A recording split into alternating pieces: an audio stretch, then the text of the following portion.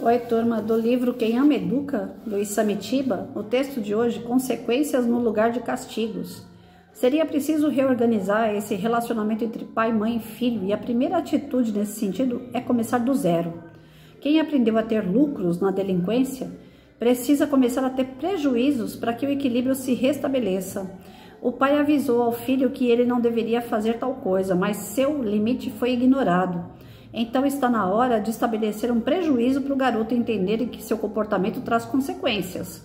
Várias medidas podem ser adotadas. Minha sugestão, por exemplo, é estipular que o garoto não desfrute o brinquedo cuja fila de entrada está. Você vai ficar aqui fora até a gente sair, ou seja, nada de jogar as consequências para um duvidoso futuro. Ele precisa entender que não usufruir do brinquedo é de sua exclusiva responsabilidade. A condição é que o garoto espere a família na saída do brinquedo. Se ele não estiver no local combinado, perderá o direito também no próximo brinquedo, e assim sucessivamente. Se perder 3 brinquedos, não haverá por que sair com a família no dia seguinte. O garoto que fique no hotel ou onde esteja hospedado. Não há motivos para sacrificar toda a família por causa do mau comportamento de um dos seus membros. É natural as crianças tentarem de várias maneiras recuperar o que foi perdido através de choro, depressão, agressão, cara fechada, mau humor, chute, raiva. Elas têm o direito de reagir e os pais devem dizer: tudo bem você reagir, mas sua reação não vai mudar o que estabelecemos, pois você está recebendo o que mereceu. A explicação educativa dessa medida é fazer a criança sentir a perda que um mau comportamento traz. O ser humano se ressente de 2 tipos de perda, a material e a psicológica. Só a perda material, ficar privado de um objeto, não adianta. A perda psicológica, não ter a atenção dos pais. A criança sabe que os pais não conseguirão manter por muito tempo. Multa é perda material. Prisão, perda da liberdade. E rejeição, perda de afetividade. Quando todos os recursos já foram utilizados pelos pais e derrubados pelo filho, resta ainda uma última e drástica medida, a de perder a liberdade e o conforto material. Isso equivale a usar um lavabo como prisão, para que ele reflita sobre o que fez. Essa prisão domiciliar tem significado educativo, portanto não deve ser acompanhada de raiva, gritos e violência. Os motivos e os objetivos pelos quais o filho está sendo preso devem ser explicados com firmeza, olhos nos olhos, para que ele possa compreender e se modificar. Um bom lugar é o lavabo ou qualquer outro aposento que não tenha nenhum conforto material nem condições de distrair a criança. Assim ela esfria os ânimos e reconsidera a situação. O período ideal para uma boa reflexão não deve passar de 5 minutos, pois se for maior a criança pode adormecer ou encontrar outro meio de esperar o tempo passar. O que não se deve é deixá-la sair correndo imediatamente para outra atividade. O que valida esse recolhimento é a conversa que se tem depois com o filho. Mais calmo, ele deve falar sobre o que refletiu e não ficar ouvindo mais ladainhas dos outros. Se ele não pensou nada durante o período, volta para mais um período de reflexão para expressar-se depois. As perdas também devem ser progressivas e cumulativas. Se a criança ficar gritando, ofendendo, dizendo palavrões, chutando a porta, a contagem dos 5 minutos será zerada e recomeçará. A mãe e o pai precisam assumir sua condição de educadores e fazer o filho entender que está sendo mal educado, grosseiro e antiético. Em vez de aplicarem castigos aleatoriamente, tem de reformular sua abordagem com condutas pautadas na coerência, na constância e na consequência para conseguir dos filhos resultados favoráveis. O pai que descarrega um palavrão ou um tapa na orelha da criança deixa de usar o melhor de si mesmo, os infindáveis recursos do cérebro humano para lidar com a pessoa que mais ama, o próprio filho. Errei. Aqui eu sou bem clara. Errei. Errei e errei feio, segundo o Isamitiba. E eu não vou guardar o meu erro embaixo do tapete, não. É melhor compartilhar, estou aqui para isso, né? Para mostrar os acertos e erros. Como mãe, eu errei. Meu filho poucas vezes fez um tipo de show, né, de gritar, de chorar alto, de espernear, pouquíssimas vezes aconteceu, mas quando aconteceu, a bunda dele esquentou, né, então cessa na hora, mas foi a bundinha, né? Era pequeno e eu dei um tapa na bunda, Depois cresceu, foi boca dura comigo, aí foi na orelha. Então, a criança, a violência, né, o lado ignorante da Patrícia tá errado, completamente errado. Né? A gente fala, o pessoal da década de 70, né, de 60, o pessoal da minha época, o pessoal fala muito dos psicotapas, né? Pai e mãe davam um tapa na gente e a gente não queria ganhar outro. Então, cada vez que eles olhassem pra gente, a gente já sabia que podia tomar um tapa, a gente já sossegava. Hoje em dia é diferente. Diferente mesmo. Parece que se você dá um tapa na bunda da criança, você tá dando adubo para ela continuar gritando, né? Florescer ainda mais aí a malcriação. Mas, em contrapartida, não concordo com essa história de trancar em banheiro. Não concordo com essa história de trancar no quarto. Eu, Patrícia mãe e Patrícia professora.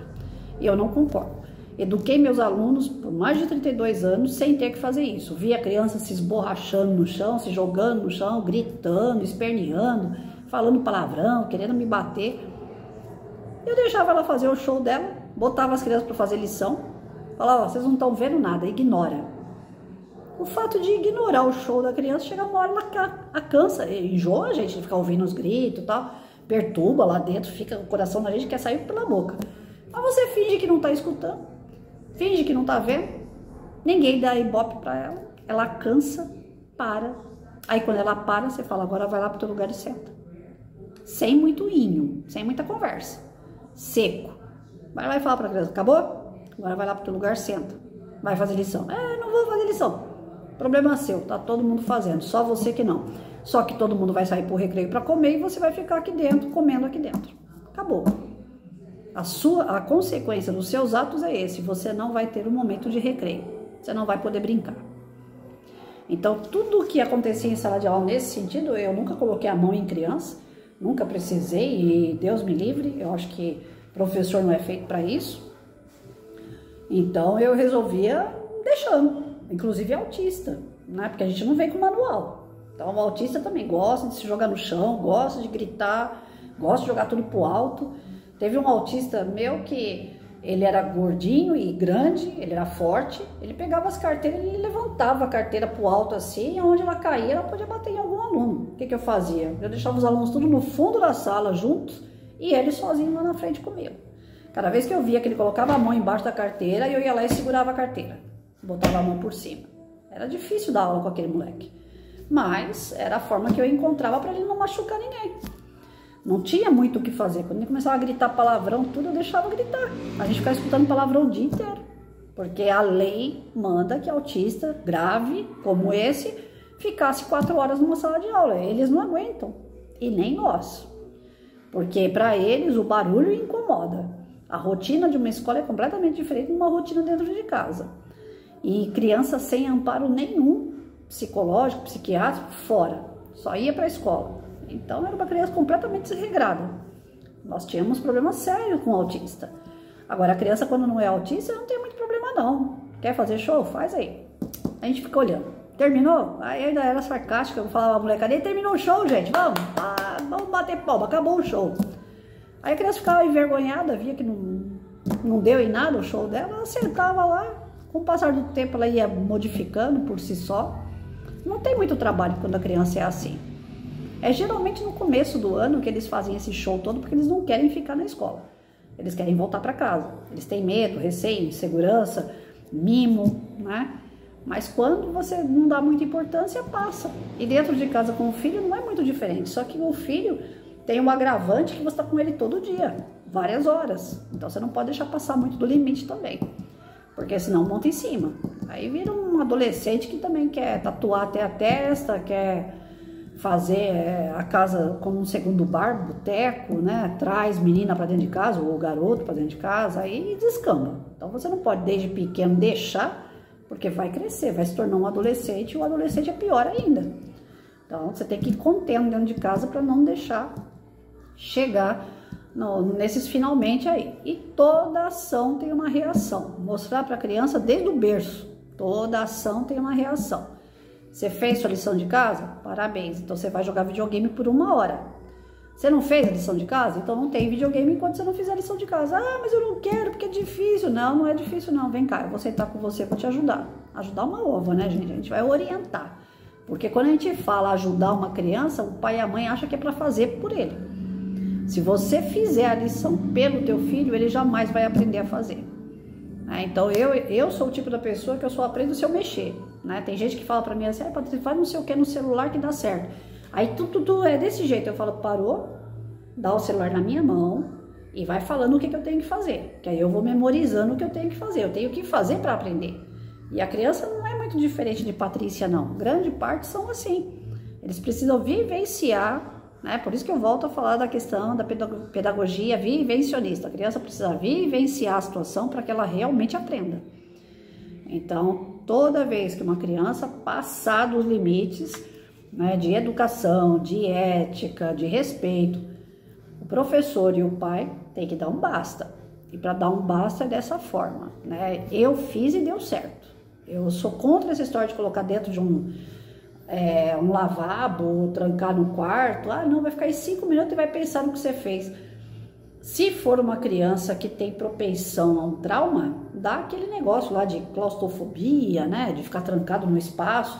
Depois vai pegar um ônibus, vai pegar um elevador, a criança fica em pânico porque tá ali naquele espaço.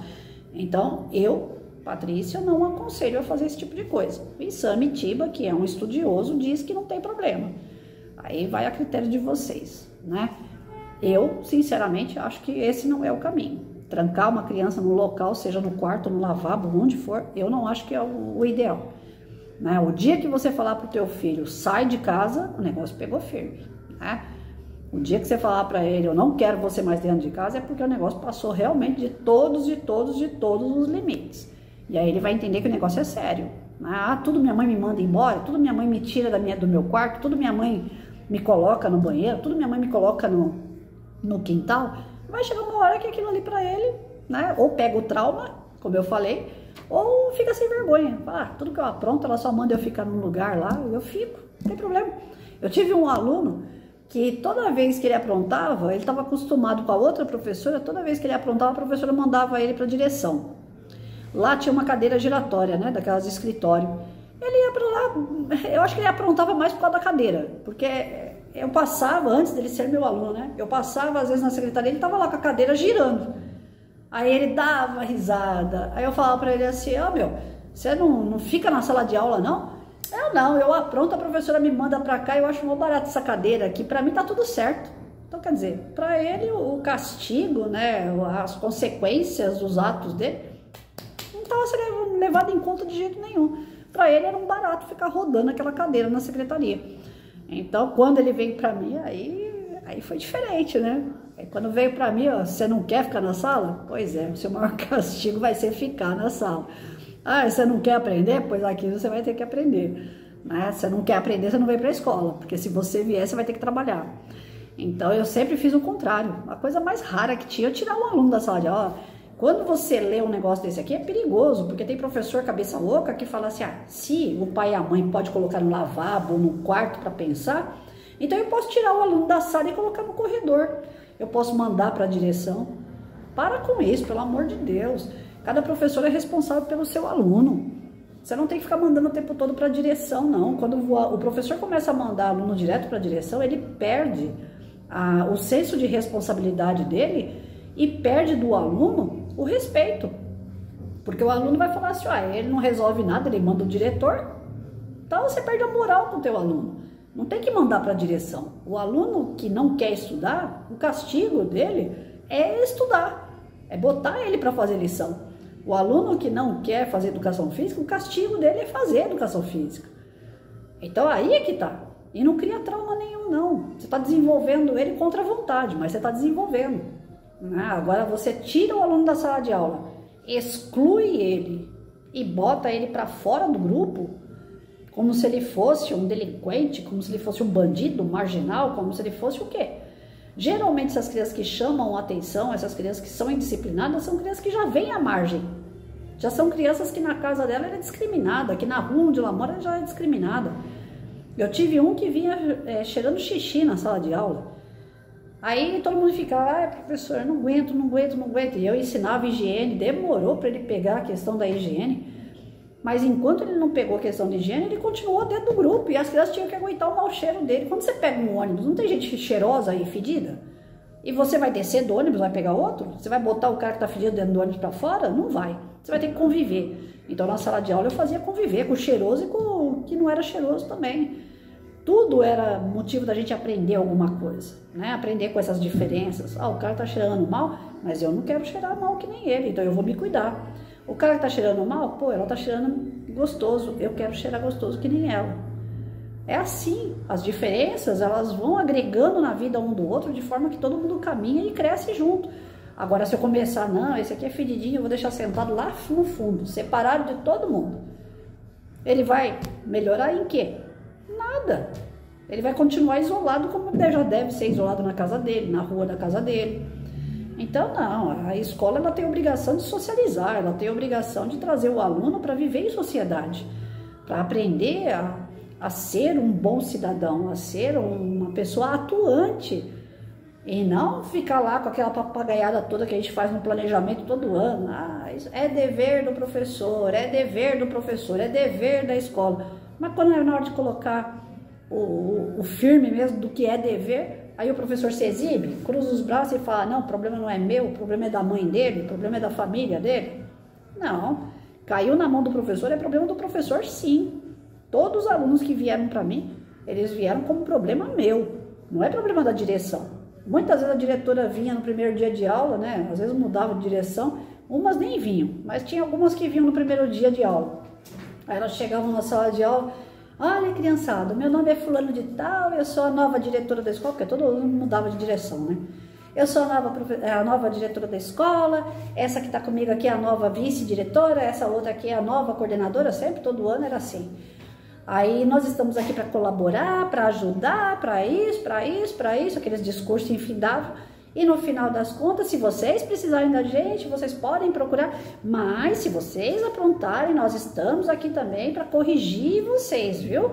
Viu, professora? Se precisar de alguma coisa, é só mandar lá na direção. Aí eu olhava para a cara dela assim, tá bom, vou mandar, já mandei, tá lá. Não manda nada. Aluno meu para a direção, não mando. Não. O aluno é meu. Aí eu virava para eles e falava, acharam ela boazinha, né? Então, eu não sou boazinha não. Então prefira andar na linha, porque não é para ela que vocês vão. É comigo que vocês vão continuar. Aí eu só olhava assim, o primeiro dia de aula, o professor no primeiro dia de aula tem muita mania de... eu gosto disso também, mas eu levava na secura, né? Faz uma lembrancinha, aí tá lá, lembrancinha lá pro aluno. Fica lá as férias todinha, professor fazendo saquinho, montando lembrancinha.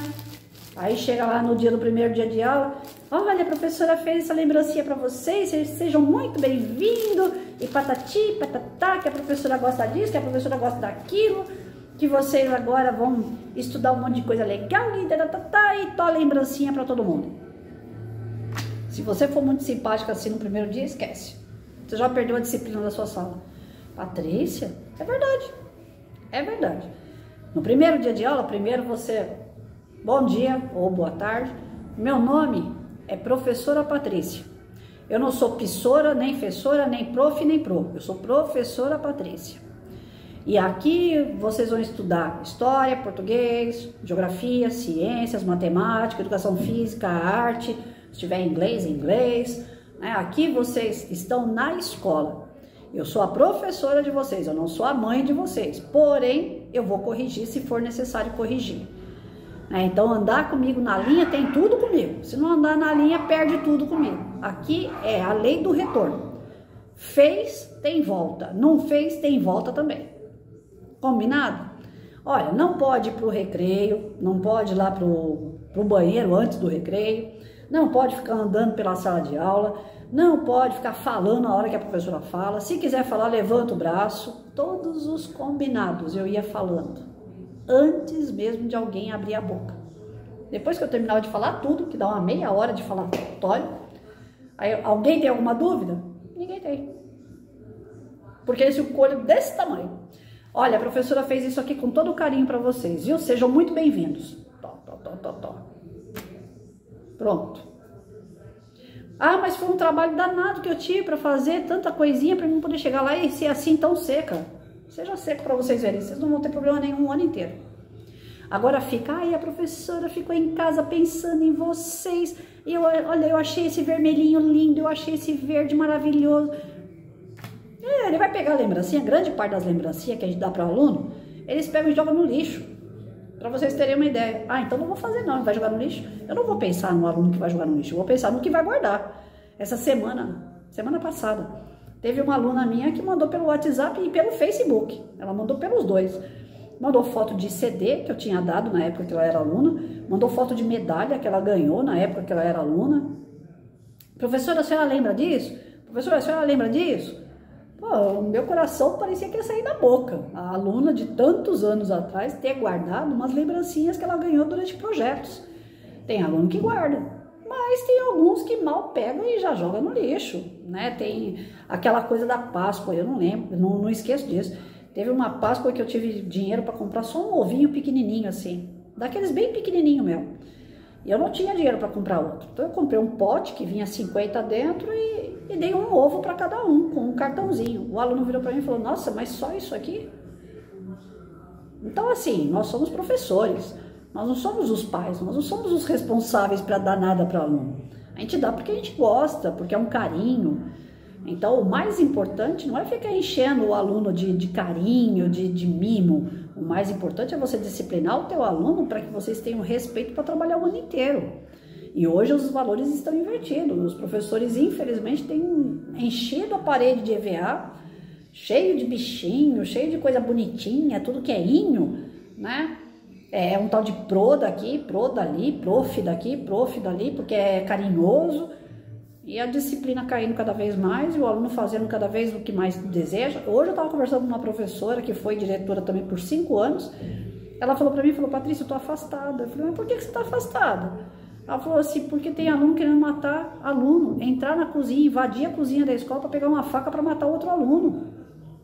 Olha que ponto que nós estamos chegando. O aluno vai para a escola armado para querer matar professor. É uma situação que já veio assim, engatinhando.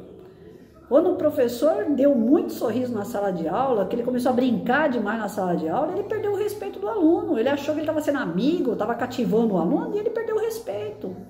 Quando o professor começa a deixar o aluno fazer tudo o que ele quer, ele perdeu o respeito. Ah, não importa se é criança, ou se é adolescente, ou se é adulto, você é professor, haja como tal. Né? E como pai e mãe não é diferente. O teu filho, você pode ser um pai amigo, uma mãe amiga? Pode. Mas você não pode esquecer que você é pai, que você é mãe, que você vai estar sempre aqui enquanto pai e mãe, e o filho vai estar sempre aqui como filho. Não dá para igualar. Não, mas o meu filho hoje tem 40 anos e eu tenho 60, então hoje é de igual para igual. Não é. Pode passar o tempo que for. Eu lembro que minha mãe falava uma frase, e é verdade, ela falou, você pode ter 60 anos. Se eu tiver que te bater, eu bato. Se eu estiver viva e você aprontar, eu vou dar na tua cara. Não é que minha mãe ia me bater, vejam bem. Mas a frase dela, na ignorância, do jeito estúpido que minha mãe tinha de falar, ela queria dizer para mim o quê?